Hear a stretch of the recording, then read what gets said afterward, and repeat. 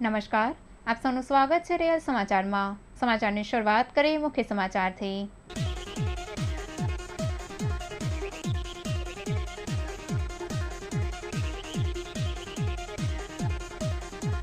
સુરતના 3000થી વધુ મતદાન મથકો પર તૈયારી પૂર્ણ।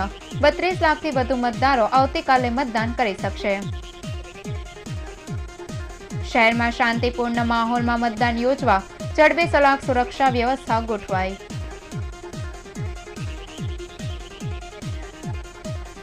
સુરતના કડસદ ગામે પ્રચાર માટે ગયેલા ભાજપના ધારાસભ્યનો વિરોધ।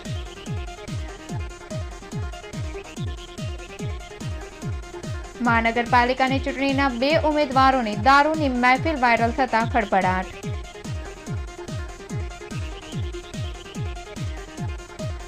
ખેડૂતોને અવગણતી તાનાશાહ સરકારને મત ન આપતા કિસાન સેલની અપીલ।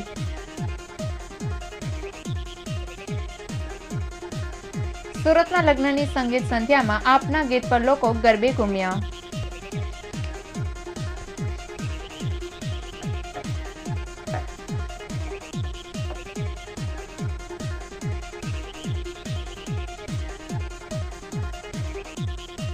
સમાચારો વિગતે જોઈએ। 21મી રવિવારે સુરત મહાનગરપાલિકાની ચૂંટણી માટેની તમામ તૈયારીઓ પૂર્ણ થઈ ગઈ છે, જ્યારે આજે શહેરમાં મતદાન માટે 967 બિલ્ડિંગ અને 3185 મતદાન મથકોની વ્યવસ્થા વહીવટી તંત્રએ પૂર્ણ કરી દીધી છે। સાથે ઈવીએમ મશીન પણ ડિસ્પેચ કરી દેવામાં આવ્યા છે। આવતીકાલે સવારે 7 વાગ્યાથી મતદાનની શરૂઆત થઈ જશે, જે સાંજના 5 વાગ્યા સુધી ચાલશે। સુરત મહાનગરપાલિકાના 30 વોર્ડના 120 કોર્પોરેટરોની સીટ માટે આવતીકાલે મતદાન થશે અને આ 120 કોર્પોરેટરોને 32,88,000 મતદારો પોતાના મતાધિકારનો ઉપયોગ કરીને ચૂંટશે। દરેક મતદાન મથક દીઠ સરેરાશ 1032 મતદારો નોંધાયા છે। બધા મતદાન મથક પર આજે તમામ પ્રકારની કામગીરીને પૂર્ણ કરી દેવામાં આવી છે, જ્યારે ઈવીએમ અને ચૂંટણીલક્ષી કામગીરીમાં સંકળાયેલા કર્મચારીઓને તાલીમ પૂર્ણ કરી ફરજ સોંપી દેવામાં આવી છે। તેમજ આજે રિટર્નિંગ ઓફિસરને ડિસ્પેચિંગ સેન્ટરો પર ઈવીએમ અને મેનપાવરને ફરજ સોંપણીની કામગીરી પણ પૂર્ણ કરી દેવામાં આવી છે। આવતીકાલે સુરતના 32 લાખથી વધુ લોકો પોતાના મત અધિકારનો ઉપયોગ કરી શકશે, જે બાદ 23મી ફેબ્રુઆરીએ શહેરમાં એસવીએનઆઈટી કોલેજ અને સરકારી ઇજનેર કોલેજ મજુરા ગેટ એમ 2 સ્થળોએ મતગણતરી યોજાશે।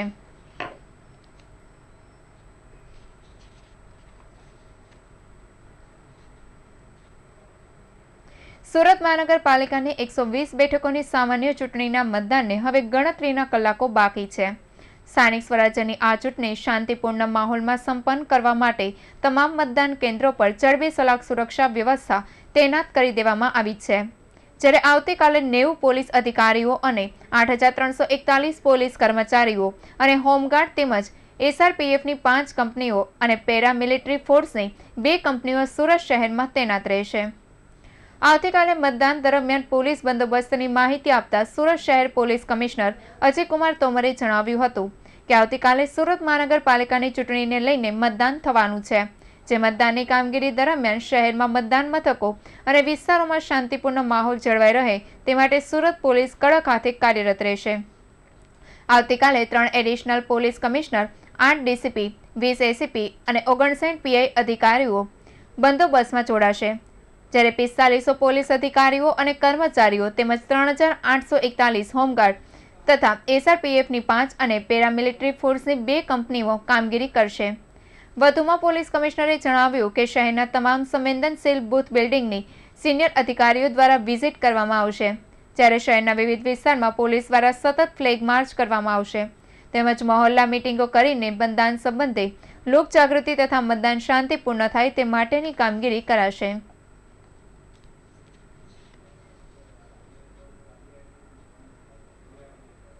બંદોબસ્ત આવતીકાલે ગોઠવવામાં આવનાર છે। કુલ બૂથ 3141 છે, જે 822 બિલ્ડિંગોમાં છે। આના માટે પોલીસના અધિકારી અને કર્મચારીઓ 4500 છે, હોમગાર્ડ 3800 છે, એસઆરપીએફની 5 કંપનીઓ અમારી પાસે છે અને સીઆઈએફએફ અને બીએસએફની એક કંપની એટલે 2 સેન્ટ્રલ આર્મ્ડ પોલીસ ફોર્સીસની કંપનીઓ અમારી પાસે આ બંદોબસ્ત માટે ફાળવવામાં આવી છે। સમસ્ત શહેરમાં પોલીસ સ્ટેશનના પીઆઈ એની એક ક્યુઆરટી દરેક પોલીસ સ્ટેશનમાં રહેશે. એને બાદ કરતાં લગભગ 10 થી 12 જેટલા બૂથો દીઠ એક ઝોનલ ગ્રુપ મોબાઈલ રહેશે, જેમાં એક પોલીસના પીએસઆઈ, 2 માણસો હોમગાર્ડ, એવી રીતે સમસ્ત સિટીમાં લગભગ તમામ સિટીને આવરીને આ ગ્રુપ પેટ્રોલિંગ, જેને ઝોનલ પોલીસ મોબાઈલ કહેવામાં આવશે, એવી રીતેની વ્યવસ્થા કરવામાં આવી છે. તમામ સિનિયર અધિકારીઓ પણ પોતપોતાના વિસ્તારોમાં, ખાસ કરીને જે વિસ્તારોને સંવેદનશીલ જાહેર કરવામાં આવ્યા છે, ત્યાં પેટ્રોલિંગ અને ચેકિંગ સતત ચાલુ રાખશે. સુરત જિલ્લાના કુરસદ ગામે પ્રચાર કરવા માટે ગયેલા ભાજપના ધારાસભ્ય મુકેશ પટેલનો ગામ લોકોએ વિરોધ કર્યો હતો. સ્થાનિક લોકો દ્વારા મુકેશ પટેલનો વિરોધ ગામમાં ખોદાયેલા તળાવને લઈને કરવામાં આવ્યો હતો. ગામના ટાઉન હોલમાં ભારતીય જનતા પાર્ટીની બેઠકનું આયોજન કરવામાં આવ્યું હતું. આ કાર્યક્રમ શરૂ થયા બાદ સ્થાનિક લોકો કાર્યક્રમ સ્થળ પર પહોંચીને પોતાનો વિરોધ નોંધાવ્યો હતો, જેથી કાર્યક્રમ સ્થળેથી મુકેશ પટેલે ચાલતી પકડી હતી. સ્થાનિક લોકોનો વિરોધ હતો કે પોતાની ગામની અંદર ખોદાયેલા તળાવની માટી બીજા સ્થળ ઉપર કેમ લઈ જવામાં આવી હતી. અંદાજે 15 ફૂટ કરતાં વધારે ઊંડું તળાવ ખોદવામાં આવ્યું હતું. નિયમ મુજબ જે ગામમાં તળાવ ખોદવામાં આવે તેની માટી ગામમાં રહેવી જોઈએ, અન્ય જગ્યાઓ પર તેને લઈ શકાતી નથી. આ નિયમનું સંપૂર્ણ રીતે ઉલ્લંઘન કરવામાં આવ્યું હતું, જેને લઈને ગામ લોકો દ્વારા સરકારી અધિકારીઓને અને ધારાસભ્યોને વારંવાર રજૂઆત કરી હતી, પરંતુ તે બાબતે કોઈ નક્કર કામગીરી કરવામાં આવી ન હતી. ગામ લોકોનો ઉગ્ર વિરોધ થતાં ધારાસભ્ય મુકેશ પટેલ પોતે વિરોધ કરવામાં આવતા વ્યક્તિઓને ખોટી રજૂઆત કરી રહ્યા છે એ પ્રકારની વાત કરતા મામલો વધુ બિચકાયો હતો. વિરોધ કરેલા સ્થાનિક લોકો ઓલપાડના ધારાસભ્ય મુકેશ પટેલનો ઉગ્ર વિરોધ કરી ગામ સાથે અન્યાય કરતા હોવાની વાત કરી હતી. તળાવ ખોદવા દરમિયાન જે માટી નીકળી હતી તે કોના ઇશારે અન્ય સ્થળો ઉપર લઈ જવાય છે તેની કેમ તપાસ કરવામાં આવતી નથી એ પ્રકારના આક્ષેપો કરવામાં આવતા હતા. મુકેશ પટેલ અને સ્થાનિક લોકો વચ્ચે ભારે શાબ્દિક ટપાટપી થઈ હતી. કુવા તળાવ ખોદવાને લઈને ભ્રષ્ટાચાર થયો હોવાના આક્ષેપ સ્થાનિક લોકોએ વહીવટી તંત્ર ઉપર અને ધારાસભ્યો ઉપર લગાવ્યા હતા, જેને લઈને ધારાસભ્ય મુકેશ પટેલે પણ સ્થાનિક લોકોની સાથે શાબ્દિક પ્રહારો કરવાનું ચાલુ રાખ્યું હતું. આ મામલો વધુ વણસી જતા કાર્યક્રમ સ્થળેથી મુકેશ પટેલે ચાલતી પકડી હતી.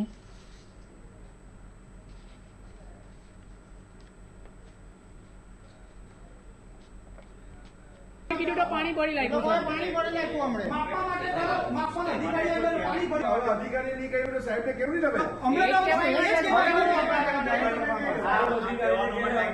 બરાબર આ કેવોના ટાઈમ હતો તમારી પાસે અત્યારે કેવોનો ટાઈમ નથી અમે હું ના બીજી વાત કરીએ આ ખોટું છે કે નથી ખોટું 25 વર્ષથી ગુજરાતમાં આ ખોટું છે કે નથી ખોટું 25 વર્ષથી તમારું શાસન છે ગુજરાતમાં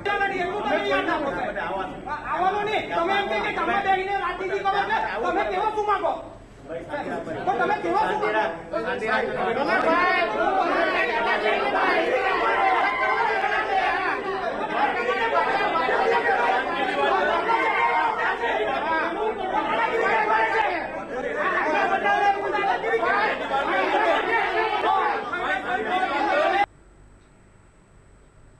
સુરતમાં ચૂંટણીના પ્રચારના પડઘમ શાંત થતાની સાથે સુરતના ઉધના વિસ્તારમાં આવેલા વોર્ડ નંબર 24ના ભાજપના ઉમેદવારની એક તસવીર વાયરલ થતા સોશિયલ મીડિયામાં ગાંડું થયું છે.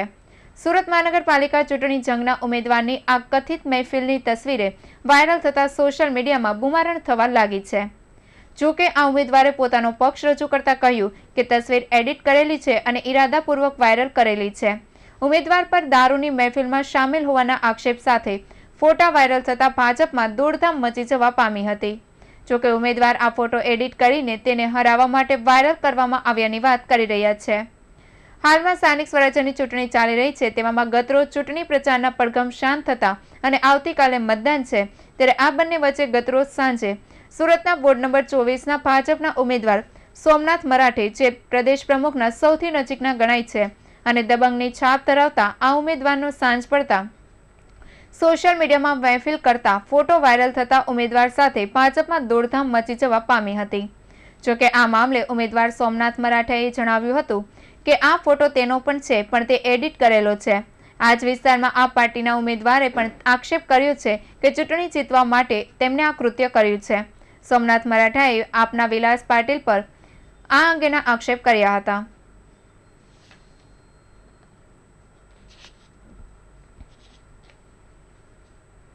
તેમજ સુરતમાં ચૂંટણી લડી રહેલા વધુ એક ઉમેદવારનો દારૂની બાટલી સાથેનો વિડીયો વાયરલ થયો છે. હાલમાં સુરત મહાનગરપાલિકાની ચૂંટણીના પ્રચારની કામગીરી પૂરી થયા બાદ ઉમેદવારો દ્વારા મહેફિલ કરવામાં આવી હોય તેવો વિડીયો સામે આવ્યો છે, જેમાં ભાજપના ઉમેદવાર બાદ અપક્ષના ઉમેદવારનો પણ વિડીયો વાયરલ થયો છે. વોર્ડ નંબર 29માં અપક્ષમાંથી ઉમેદવારો કરનારનો વિડીયો વાયરલ થયો છે.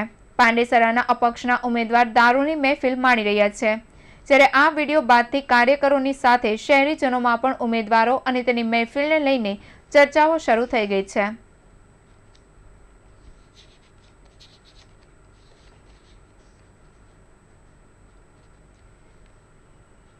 કિસાન સેલ સેક્રેટરી દ્વારા તાનાશાહી સરકાર ભાજપને મત ન આપવા માટે અપીલ કરવામાં આવી હતી. છેલ્લા ઘણા વર્ષોથી ગુજરાતના ખેડૂતો પોતાનો હક માંગી રહ્યા છે, ત્યારે આ તાનાશાહી સરકાર આંખ આડા કાન રાખીને બેઠી હોય, જેથી તેને મત ન આપવાની અપીલ કરવામાં આવી હતી. જેમાં કિસાન સેલ ગુજરાતના સેક્રેટરી કેતનભાઈ વાણિયાએ જણાવ્યું હતું કે છેલ્લા 2 માસથી ખેડૂત આંદોલન ચાલી રહ્યું છે અને ખેડૂતો પોતાનો હક માંગી રહ્યા છે. જોકે કેન્દ્રની ભાજપ સરકારને ખેડૂતો દેખાતા નથી, તેવી જ હાલત ગુજરાતમાં પણ છે. ખેડૂત નામે જેટલી યોજના તૈયાર કરી છે તેમાં માત્ર ખેડૂતોનું નામ જ હોય છે, પરંતુ યોજનામાં ભ્રષ્ટાચાર હોવાથી તેનો લાભ સરકારના મળતિયાને મળે છે. જ્યારે પાક વીમા, જમીન માપણી, મગફળી અને તુવેરની ટેકાના ભાવે ખરીદી, પુરવઠાના ઘઉં, ખાતર અને ખેત યોજારો તેમજ નહેરમાં ભ્રષ્ટાચાર જોવા મળી રહ્યો છે, જેથી ખેડૂતોને લાભ મળી રહ્યો નથી.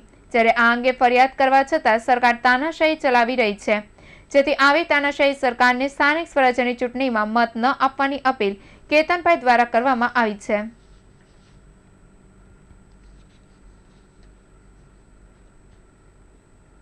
મારું નામ કેતન વાણિયા છે અને આજ રોજ જ્યારે ગુજરાતની અંદર સ્થાનિક ચૂંટણીનો માહોલ છે, સ્થાનિક સ્વરાજ્યની ચૂંટણીનો માહોલ છે, ત્યારે હું આમ જનતાને, ખેડૂત પુત્રોને હું અપીલ કરવા માગું છું કે આજે છેલ્લા કેટલાય વર્ષોથી ખેડૂત પુત્રો, ખેડૂત અન્નદાતા જે પોતાના હક માટે લડી રહ્યો છે, ઝઝૂમી રહ્યો છે, જે આ તાનાશાહી સરકાર સામે પાક વીમા બાબતે, જમીન માપણીના બાબતે, એવા કેટલાય મુદ્દા બાબતે આજે જ્યારે લડી રહ્યો છે, ત્યારે હું આમ જનતાને, ખેડૂત પુત્રોને એટલું જ કહેવા માગું છું કે આ તાનાશાહી સરકાર અત્યારે પોતાના સત્તારૂપી શાસનમાં પોતાનું ભાન ભૂલી બેઠી છે. આજે બિઝનેસમેનોની સરકાર, ઉદ્યોગપતિની સરકાર છે.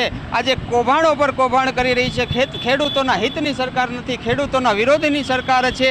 ત્યારે આમ જનતાને અને ખેડૂત પુત્રોને મારી ખાસ અપીલ છે કે આજે આ કોરોના જેવા મહાકાળની અંદર પણ આ સરકારે કેટલાય કૌભાંડો કર્યા છે, તો આજે આ સ્થાનિક સ્વરાજ્યની ચૂંટણીની અંદર ભાજપ સરકારને પાડી દો, કમળની દાંડીને પાડી દો, ભાજપ સરકારને આ ગુજરાતમાંથી કાઢો. જો ખરેખર આ ગુજરાતને, ગુજરાતીનું ગુજરાત રાખવું હોય તો ભાજપ સરકારને પાડી દો. જો પાટીલનું ગુજરાત કરવું હોય તો જ કમળને મત દેજો, નહીંતર નહીં દેતા. કારણ કે આવનારા સમયની અંદર ઘણી બધી મુશ્કેલીઓનો સામનો કરવો પડશે જો આ ભારતીય જનતા પાર્ટી સત્તામાં ફરી વખત આવી ગઈ તો. કારણ કે આજે દિલ્હીની અંદર છેલ્લા 90 દિવસથી મારો અન્નદાતા ખેડૂત જ્યારે પોતાના હક માટે લડાઈ લડી રહ્યો છે, ત્યારે આ સરકારના પેટનું પાણી પણ નથી હલતું અને જે પોતાની પર્સનાલિટી અને પોતાની જાહેરાતો કરવામાં વ્યસ્ત છે, જે પોતાના ઉદ્યોગપતિનું કઈ રીતે લેવલ મોટું થાય અને સામાન્ય જનતા, મધ્યમ વર્ગનું લેવલ કેમ નીચું થાય, એ જ શોધખોળમાં છે.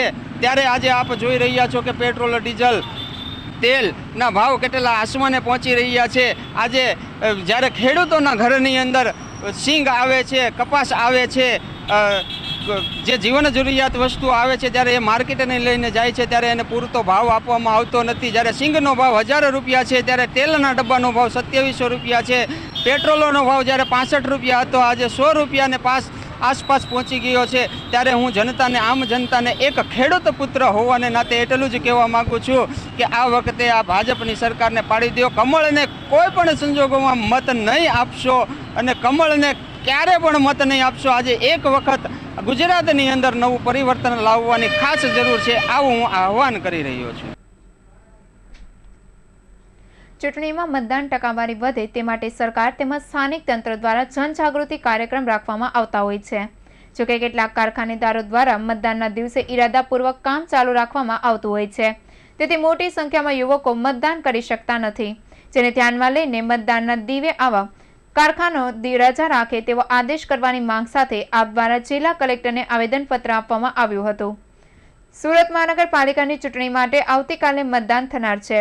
સુરત શહેરમાં એમ્બ્રોઇડરી ફેક્ટરી તેમજ હીરાના કારખાના અને અન્ય ઓફિસમાં નોકરી કરતા અલગ અલગ કર્મચારીઓ અને નોકરિયાતો દ્વારા મતદાનના દિવસે રજા રાખવામાં આવતી નથી અને કામગીરી ચાલુ રાખવામાં આવે છે, જેથી કારીગરો અને નોકરિયાતો કામ પર જવાના કારણે મતદાન કરી શકતા નથી. જ્યારે કેટલાક કારખાનાઓ દ્વારા શનિવારે રજા રાખીને રવિવારે મતદાનના દિવસે કામ ચાલુ રાખવામાં આવ્યું હોય છે, જેને લઈને આમ આદમી પાર્ટી દ્વારા રવિવારે આવા કારખાનાઓ દ્વારા રજા રાખવામાં આવે તેવો આદેશ કરવાની માંગ સાથે જિલ્લા કલેક્ટરને રજૂઆત કરવામાં આવી હતી.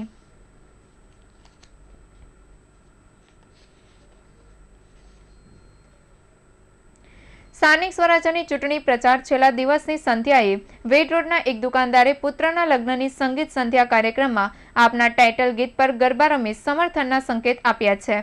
દુકાનદાર પ્રવીણભાઈનું માનવું છે કે દિલ્હીમાં આપ એક મોટી અને સફળ રાજકીય પાર્ટી સાબિત થઈ છે. ગરીબ અને મધ્યમ વર્ગના મતદારો માટે આપે સસ્તી વીજળી, પાણી અને શિક્ષણની યોજનાને સરળ અને સફળ બનાવી છે. સુરતમાં પહેલીવાર આપ તમામ સીટ પરથી કોર્પોરેશનની ચૂંટણી લડી રહી છે, એટલે દિલ્હી મોડલની શરૂઆત સુરતથી થાય તેવી આશા વ્યક્ત કરું છું. પ્રવીણભાઈ બોરડાએ જણાવ્યું હતું કે કેટલાય દિવસોથી દીકરીના લગ્નની તૈયારીઓ ચાલી રહી હતી. ચિંતન અને કોમલના લગ્નની શુક્રવારની સાંજે સંગીત સંધ્યાનો દિવસ હતો. મહામારીના પાલન સાથે 150થી 200 લોકોને બોલાવ્યા હતા. ફાર્મમાં મહેમાનોની સંખ્યા જોઈને ખૂબ જ આનંદ થયો હતો. આપના ટાઇટલ સોંગ પર મહેમાનોએ ગરબા રમીને તમામને ખુશ કરી દીધા હતા. લગભગ 1 કલાક સુધી ગરબા કાર્યક્રમ ચાલ્યો હતો. વધુમાં જણાવ્યું હતું કે પોતે આમ આદમી પાર્ટીના કોમન મેન એવા મુખ્યમંત્રી અરવિંદ કેજરીવાલનો ફેન છે. 5 વર્ષથી તેમની કામગીરીથી પ્રભાવિત છે. દિલ્હી જેવું મોડલ સુરતમાં પણ આવવું જોઈએ. સુરતમાં હાલ આપની સરકારની ખૂબ જ જરૂર હોય એમ લાગી રહ્યું છે.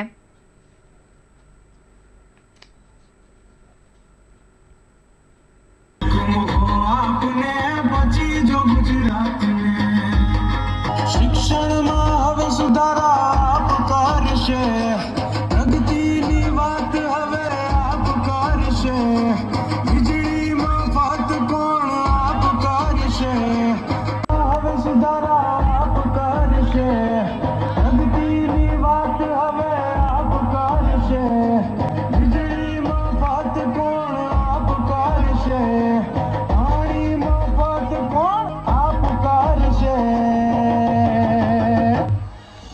એક મોકો આપને પછી જો ગુજરાતને, એક મોકો આપને પછી જો ગુજરાતને,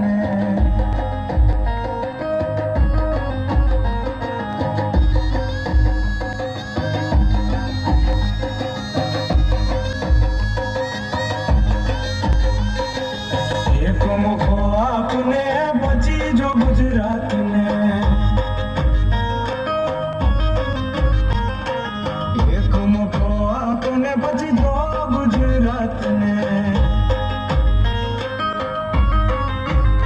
રોડડીઓ ક્યાં ભાગી જશે, એની સાથે કાયદાથી વાત થશે. એક મોકો આપને પછી જો ગુજરાતને,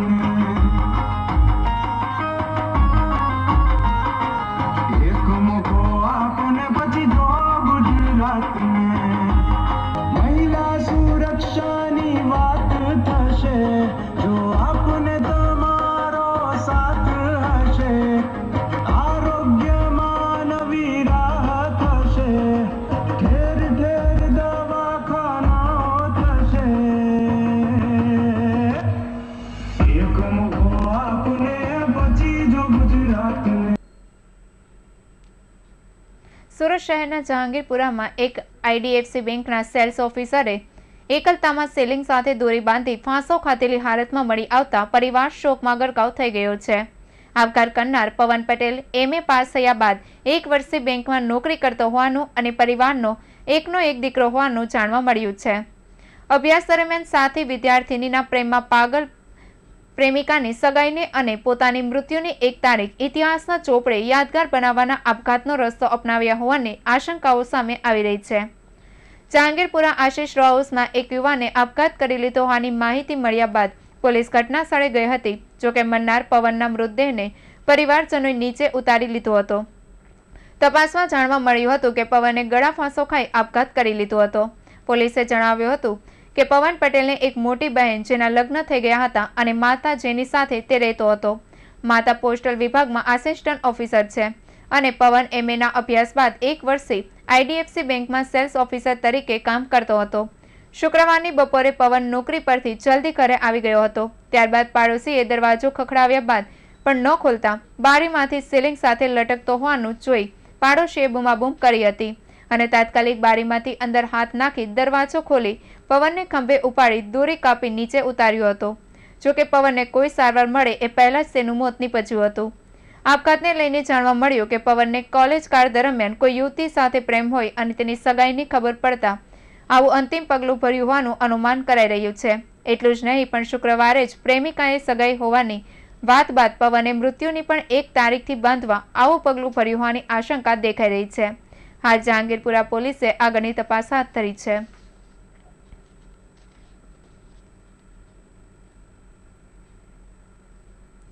સુરત મહાનગરપાલિકાના વોર્ડ નંબર 9ના ભાજપના ઉમેદવારો રાજન પટેલ, કૃણાલ સેનલ, નેન્સી શાહ અને લક્ષ્મીબેનના સમર્થનમાં સમસ્ત બ્રહ્મ સમાજ દ્વારા જહાંગીરપુરા લક્ષ્મી ફાર્મ ખાતે એક સ્નેહ મિલનનું આયોજન કરવામાં આવ્યું હતું.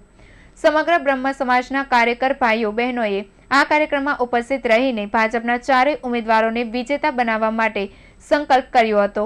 આ પ્રસંગે ભાજપના ઉમેદવારોને સ્વસ્તિ વાંચન કરીને ભૂદેવો દ્વારા આશીર્વાદ આપવામાં આવ્યા હતા.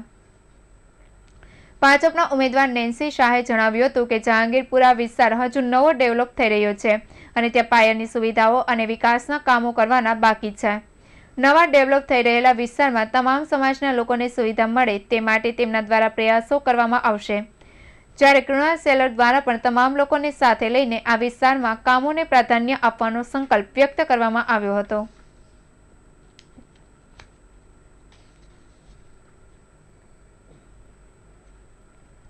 પાંડેસરા પોલીસ સ્ટેશન ચોપડે 2 વર્ષ પહેલા નોંધાયેલા દુષ્કર્મના ગુનામાં વોન્ટેડ આરોપીને સુરત ક્રાઇમ બ્રાન્ચ પોલીસ મહારાષ્ટ્રના જલગાંવ જિલ્લામાંથી ઝડપી લાવી છે. સુરત ક્રાઇમ બ્રાન્ચ પોલીસની ટીમના માણસો નાસા ફરતા આરોપીઓને ઝડપી પાડવા માટેની કામગીરી કરી રહ્યા હતા. જે દરમિયાન પોલીસને બાતમી મળી હતી, જેના આધારે પોલીસે મહારાષ્ટ્રના જલગાંવ જિલ્લામાં આવેલ અદાવત ગામ ખાતે જઈને વોચ ગોઠવી એક શખ્સને ઝડપી પાડ્યો હતો.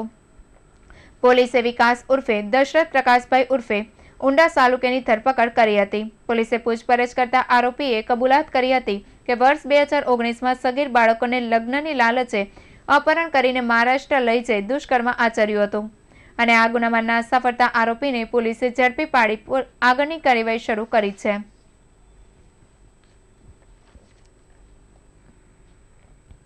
હવે જોઈએ સૌરાષ્ટ્ર રાજ્ય અને દેશ વિદેશના મુખ્ય સમાચાર. કોરોનાગ્રસ્ત CM રૂપાણી ગાઈડલાઈન મુજબ મતદાન કરશે. સુરેન્દ્રનગરના જૈનાબાદ ગામના દરેક ઘરમાંથી એક વ્યક્તિ સરહદ પર અથવા પોલીસમાં બજાવે છે ફરજ. રાજકોટમાં કિન્નરોએ પોલીસ સ્ટેશન પર નિર્વસ્ત્ર થઈ કર્યો વિરોધ. દક્ષિણ ભારતમાં સૌથી વધુ ફેલાયો કોરોનાનો વેરિયન્ટ. દેશમાં પેટ્રોલ ડીઝલનો ભાવ વધારો ગંભીર મુદ્દો હોવાનું સ્વીકારતા નાણામંત્રી નિર્મલા સીતારમણ. આ તમામ સમાચારો વિગતે જોઈશું એ પહેલા લઈએ એક વિરામ.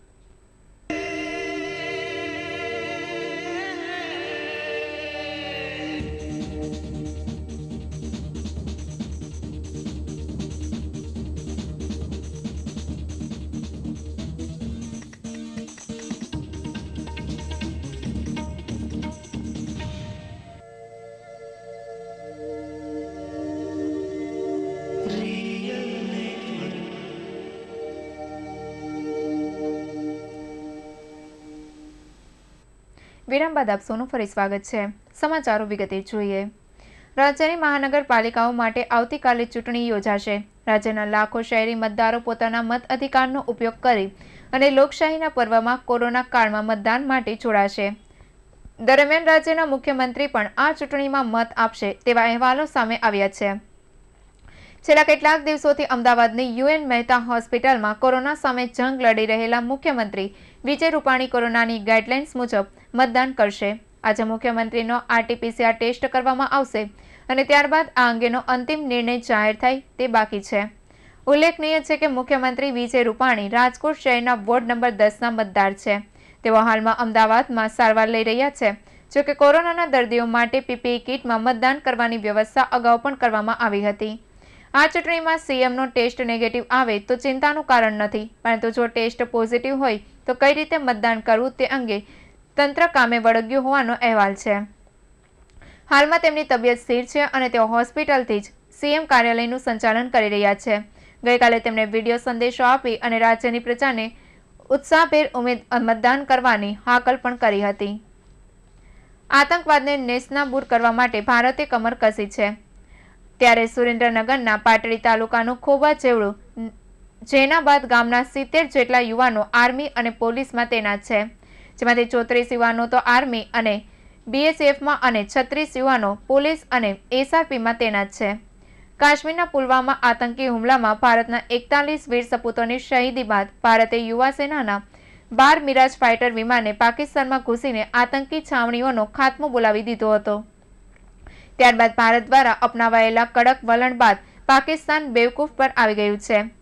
પાટડીથી માત્ર 10 કિલોમીટર દૂર આવેલા ખોબા જેવડા જેનાબાદ ગામની મુલાકાત લો તો જાણવા મળે છે કે આ ગામના દરેક ઘરમાંથી એકાદ બે વ્યક્તિ કાં તો આર્મી કાં તો BSFમાં અથવા તો પોલીસ કે SRPમાં તૈનાત છે. જેમાંથી કેટલાક તો ફોજમાં ઉચ્ચ હોદ્દા પર તો કેટલાક પોલીસ વિભાગમાં PSI તરીકે ફરજ બજાવે છે. જેના બાદ એવોર્ડ વિજેતા શિક્ષક IB કુરેશી ગવરભેરે કહ્યું હતું કે જેના બાદમાં મોટાભાગના ઘરમાં છોકરાઓ યુવાનીમાં પગ મૂકતાની સાથે જ પોલીસ કે આર્મીમાં જવાની તડામાર તૈયારીમાં લાગી જાય છે અને જેના બાદના યુવાનો દેશની રક્ષા કાજે ફોજમાં જવાનું કે લોકોની રક્ષા કાજે પોલીસ વિભાગમાં જવાનું પસંદ કરે છે. જેના બાદમાં મોટાભાગના ઘરોમાંથી એકાદ વ્યક્તિ કાં તો આર્મી કે BSF અથવા તો પોલીસ કે SRPમાં તૈનાત છે, જે પછાત રહેણાંક વિસ્તાર માટે ગૌરવ લેવા જેવી બાબત છે. રાજકોટમાં આજે કિન્નરોએ પોલીસ સ્ટેશન ખાતે બૂમાબૂમ કરી. આ કિન્નરોને થોડા દિવસ પહેલા પાયલ નામની ટ્રાન્સજેન્ડરનો એક વિડીયો ઉતાર્યો હતો, જેમાં તેની સાથે અભદ્ર વર્તન કર્યું હતું. જેનાથી ત્રાસી ટ્રાન્સજેન્ડરે પાયલે નગર પોલીસ સ્ટેશનમાં આ ઘટના કિન્નરો વિરુદ્ધ અરજી કરીને પોલીસનું રક્ષણ મેળવ્યું હતું. તેના પ્રતિકાર રૂપે કિન્નરોએ પોલીસ સ્ટેશન ખાતે નિર્વસ્ત્ર થઈને તાળીઓ પાડીને વાતાવરણમાં હંગામો મચાવીને કલુષિત થયું હતું. બનાવની પ્રાપ્ત વિગતો અનુસાર આજે સવારે મોટી સંખ્યામાં કિન્નરો માલવ્ય નગર પોલીસ સ્ટેશન ખાતે પહોંચી ગઈ હતી અને પાયલ નામની ટ્રાન્સજેન્ડર મહિલા વિરુદ્ધ કડક પગલાં લેવા અને તેને રાજકોટ બહાર તગડી દેવાની પ્રબળ માંગણી સાથે પોલીસ સ્ટેશન ખાતે સૂત્રોચ્ચાર કરી તાળીઓ પાડી ધમાલ મચાવતા લોકોના ટોળા ભેગા થઈ ગયા હતા. સ્થાનિક પોલીસે તેની રજૂઆત પર પ્રતિસાદ ન આપતા કિન્નરોએ નિર્વસ્ત્ર થઈને ઉગ્ર સૂત્રોચ્ચાર કર્યા હતા. રાજકોટમાં સિવિલ એન્જિનિયરિંગનો અભ્યાસ કરતી પાયલ નામની ટ્રાન્સ વુમન અને લોધાવડ ચોક પાસે યુવતીના વસ્ત્રો પહેરીને ઊભી રહેલી હતી. ત્યારે શહેરમાં રહેતા કેટલાક કિન્નરોએ તેના પર નકલી કિન્નર હોવાના આક્ષેપો સાથે પાયલનું અપહરણ કર્યું હતું. પાયલને ગોંધી રાખીને બેરહેમીથી ઢોરમાર માર્યો હતો. આટલેથી ન અટક્યું હોય તેમ આ ટ્રાન્સ વુમનને કિન્નરો દ્વારા જાહેરમાં તેને અર્ધનગ્ન કરી દેવામાં આવી હતી અને તેને અપશબ્દો કહીને તેનો વિડીયો ઉતારી વાયરલ કર્યો હતો. કિન્નરો રોષ ઠાલવવામાં બેફામ બન્યા હતા. દેશમાં મળી આવતા કોરોનાના 5000થી વધુ વેરિયન્ટ્સ પર હૈદરાબાદની Centre for Cellular and Molecular બાયોલોજીના વૈજ્ઞાનિકોએ રિસર્ચ કરી છે. જેમાં જાણવા મળ્યું છે કે દક્ષિણ ભારતમાં સૌથી વધુ કોરોનાનો N44OK વેરિયન્ટ ફેલાયો છે. જો કે આ વેરિયન્ટ ક્યાંથી અને ક્યારે ફેલાયો તેની જાણકારી હજુ સુધી મળી નથી. CCMBના ડાયરેક્ટર રાકેશ મિશ્રાએ જણાવ્યું કે આ વેરિયન્ટ ફેલાવાનું કારણ અને પદ્ધતિને જાણવા માટે તેની પર નજર રાખવાની જરૂર છે.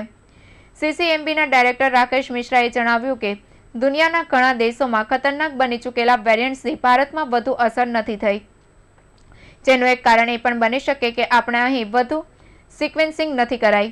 આપણે વાયરસના વધુ જીનોમને સિક્વેનિંગ કરવાની જરૂર છે, જેથી આ નવા વેરિયન્ટ્સની ઓળખ કરી શકાય. ટેસ્ટિંગનો આંકડો 21 કરોડને પાર દેશભરમાં કોરોના ટેસ્ટિંગનો આંકડો થઈ ગયો છે. એટલે કે 138 કરોડની વસ્તીવાળા દેશમાં અત્યાર સુધી 21 કરોડ લોકોની તપાસ થઈ છે, જેમાં 5.21% એટલે કે 1 થી 1.9 કરોડથી વધુ લોકો સંક્રમિત થયા છે.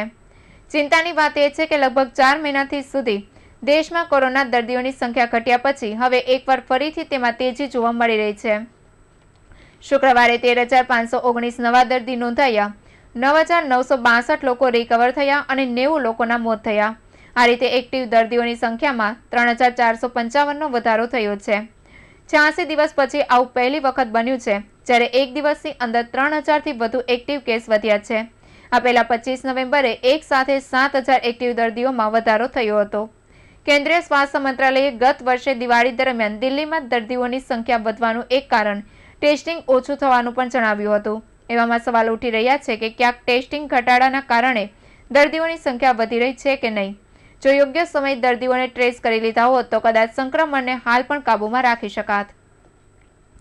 દેશમાં પેટ્રોલના ભાવમાં થઈ રહેલા વધારાથી લોકો પરેશાન છે અને મોદી સરકાર પર વિપક્ષોના હુમલા પણ આ મુદ્દાને લઈને ઉગ્ર બની રહ્યા છે. હવે નાણામંત્રી નિર્મલા સીતારમણે તેના પર નિવેદન આપ્યું છે. તેમણે કહ્યું કે આ એક ગંભીર અને મહત્વનો મુદ્દો છે. આ માટે કેન્દ્ર અને રાજ્ય સરકારોએ ચર્ચા કરવી પડશે અને યોગ્ય ભાવ પર લોકોને પેટ્રોલ મળે તે માટે સમાધાન કરવું પડશે. તેમણે કહ્યું કે આ એક એવો મુદ્દો છે જેમાં ભાવ ઘટાડ્યા વગરનો બીજો કોઈ પણ જવાબ લોકોને ગળે નહીં ઉતરે. એટલે હું કશું પણ કહીશ તો લોકો કહેવાના છે કે હું જવાબ આપવાથી બચી રહી છું. એટલે જ મેં કહ્યું કે આ એક ગંભીર મુદ્દો છે. સરકારનું પેટ્રોલની કિંમતો પર કોઈ નિયંત્રણ નથી. તેલ કંપનીઓ ક્રૂડ ઓઇલની આયાત કરે છે અને તેનું વિતરણ કરે છે. આ એક મોટું ધર્મ સંકટ છે. પેટ્રોલ અને ડીઝલના ભાવમાં આજે પણ કદાચ વધારો થયો છે. પેટ્રોલની કિંમતમાં આજે પ્રતિ લીટર 38 થી 39 પૈસા અને ડીઝલની કિંમતમાં પ્રતિ લીટર 37 થી 39 પૈસાનો વધારો થયો છે. મુંબઈ માત્ર પેટ્રોલની કિંમત 97 રૂપિયા પ્રતિ લીટર પહોંચી ચૂકી છે. રાજસ્થાન, મધ્યપ્રદેશ અને મહારાષ્ટ્રમાં કેટલીક જગ્યાએ તો એવી છે જ્યાં પ્રીમિયમ પેટ્રોલ સેન્ચુરી ફટકારી રહ્યું છે. હવે સમાચારના અંતે નજર નાખીએ મુખ્ય સમાચાર પર.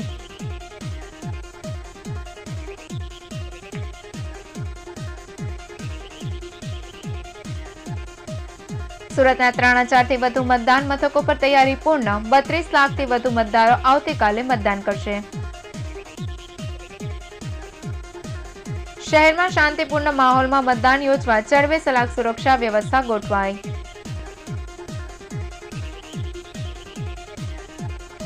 સુરતના કડસદ ગામે પ્રચાર માટે ગયેલા ભાજપના ધારાસભ્યોનો વિરોધ.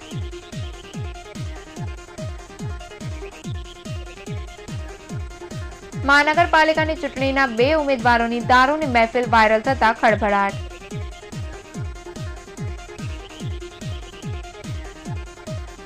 ખેડૂતોને અવગણતી તાનાશાહ સરકારને મત ન આપતા કિસાન સેલની અપીલ.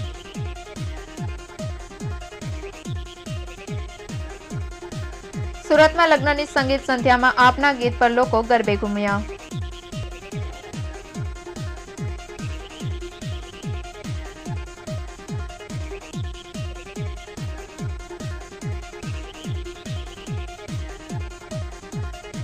રિયલ સમાચારમાં અત્યારે બસ આટલું જ. નવી ખબરો સાથે ફરી મળીશું. નમસ્કાર.